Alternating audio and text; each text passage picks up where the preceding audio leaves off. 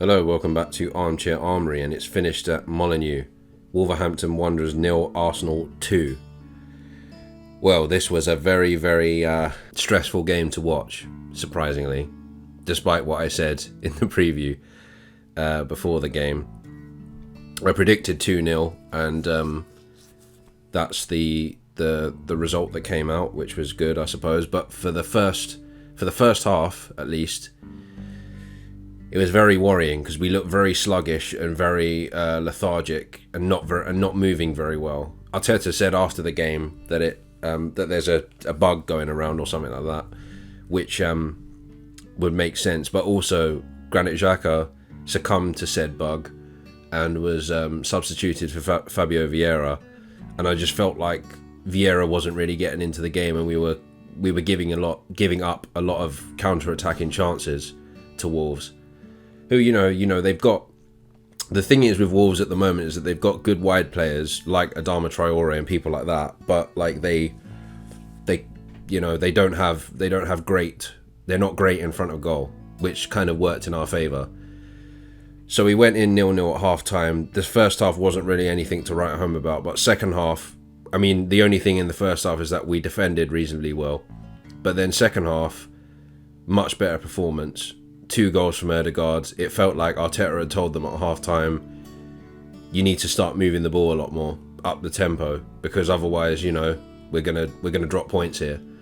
And we went out there, and there was 2 really good finishes from Ødegaard. Well, the second one was a good finish. The first one was kind of a tap-in, but so all good overall. I think the second half was much improved. Not quite, the levels of maybe Chelsea or some of the other games this season, but it was definitely another, as I called it last season, another caveman win, but a bit better than a caveman win. I don't know what would be a bit better than that. But the good news is that we finish part 1 of the 2022-2023 Premier League season 5 points clear of Manchester City, who earlier today lost 2-1 to Brentford. So that's good. That's exactly what I wanted, really. And any other Arsenal fan would probably tell you the same thing, that is the perfect kind of end to part 1 of this season. It's crazy, of all the league games that we had at the start of October, we have won. So we out of 1, 2, 3, 4, 5, 6, 7 games. I don't know if Tottenham counts actually, but yeah, let's go from Liverpool. So that's 1, 2, 3, 4, 5, 6. So in 6 games, we have 16 points out of those games, and 2 of those wins were against Chelsea and Liverpool, and that's fantastic. At the start of the season, I never thought that I'd be sitting here saying that like we're 5 points clear at the top of the league. I genuinely thought that we'd be kind of struggling. Well, we might still, but like at this stage anyway, I was thinking that we'd be struggling to get into the top 4, to be honest. So yeah, it's like what I said in the preview to this game, that I feel like at the moment, on our day we can beat anybody, and it feels good. Again, it feels good to be an Arsenal fan again, and let's just hope that after the World Cup, the players that have gone out come back unscathed. The club pull the money out of their pockets again and back Arteta in January, because we do need at least 2 players. I think we definitely need backup for Xhaka and or Partey, and I think we definitely need a backup for Saka as well. Because at the moment, like, we've got El Neni, but like if El Neni's injured, so yeah, El Neni can come in for either Xhaka or Partey, but if both of them got injured, let's say in the worst case scenario, Lokonga, he's still learning his craft at the end of the day. He's a very, very young player, very green player, so we're probably gonna need someone a bit more experienced in the centre of attack, centre of midfield, sorry, to back up them. And then if we could get someone like a Midrook or something like that,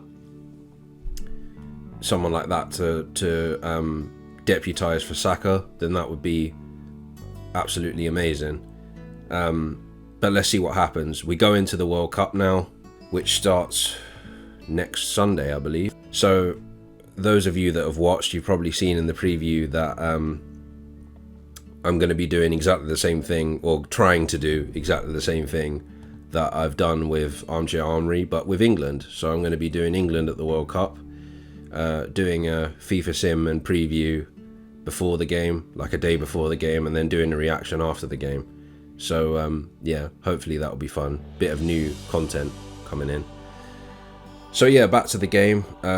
Glad we've got the 3 points. In the end, it was job done essentially. And as I say, we go into this break now, this month and a half break, top of the league, and in a really good position to definitely finish in the top 4. It was quite funny to hear Jamie Redknapp say, "Oh, it'd have to go catastrophically badly if they didn't get into the Champions League," which is true.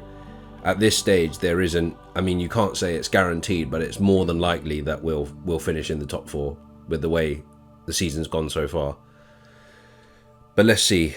Really good to be in this position right now. I just hope it can continue after the World Cup. Right, I'm going to leave it there. I guess in terms of Armchair Armory, I will be back probably around Christmas Eve or something like that, previewing West Ham. But yeah, obviously you can catch up with everything I'm doing on the channel. Follow me on Twitter and Instagram at PI_FOGTV. As I said, I'll be back with the first preview of England at the World Cup with their game against Iran. So until then, take care and stay safe.